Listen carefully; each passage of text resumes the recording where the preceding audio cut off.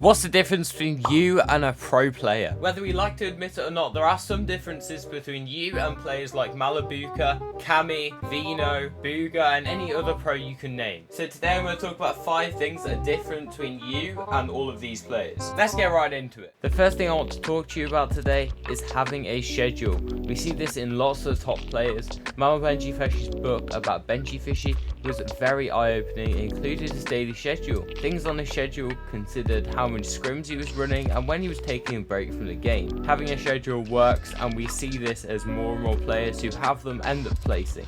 It gives them motivation to grind and honestly works so well. By the way, I'd fully recommend Mama Benji Fishy's book. It was a banger. The second thing that makes a pro different from your average Joe is they surround themselves with success. That one friend that is always negative and says no new people make it as pros, it is not going to be a good friend for you to find. And besides, that's very wrong, because Fortnite is an open esports with lots of opportunities. Remember, Tasting came out of nowhere in solo FNCS in Chapter 2 Season 3.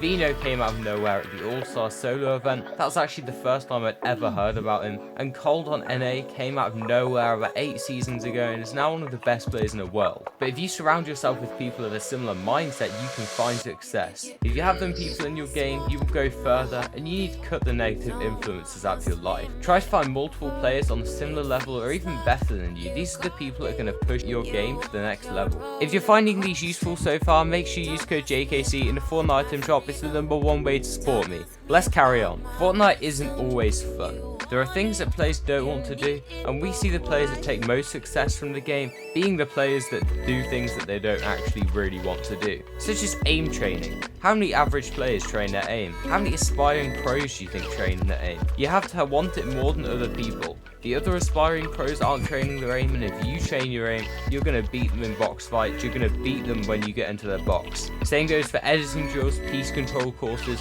1v1 your friend for the 1000th time is not good practice if you want to make it. 3v3 go-goated is not good practice. Playing jump scare creative maps is not good practice. If you want it, you have to prove it to yourself, and you need to make the most of your time in game to actually get better. Most people don't play a lot, so any time you do have in a game is a bonus and should be used. It's all about responsibility for your actions, and if you want to become a pro, you need to take responsibility. Now, pros, they obsess about the game. Regular players play the game. If you want to do this, you're free to. But if you want to be a pro, you can't just play the game, you have to embody the game. Let the game consume you. Most pros think about it constantly. What can you do to get better? Are there any new strategies with the new update? Do you as a player dream about Fortnite? Do you find yourself analysing fights while eating dinner? Well, that's when you know what you found, what you want to do, and what you want to become. Players who think about it, even when they're not playing the game, is actually a positive, because it shows they care about it, and they're far more likely to stick it through than someone who doesn't think about it the moment they hop off. Finally, the final point I want to make is they have confidence. I want you to answer me one question.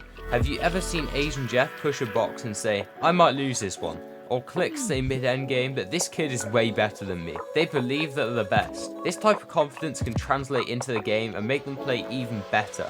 If you think you're the best, you're going to embody that feeling and become the best. The people that are the best are training, they're doing their editing courses, they're doing their aim training, they're 1v1ing good players off Discord, they're playing ranked solos, they're stepping out their comfort zone, and they know they're the best because they've done all the practice. They've done their homework. I hope you found this video useful. If you want to see a deeper dive into how pros fight in game, then I'd recommend these 2 videos on the screen right now. Take your pick.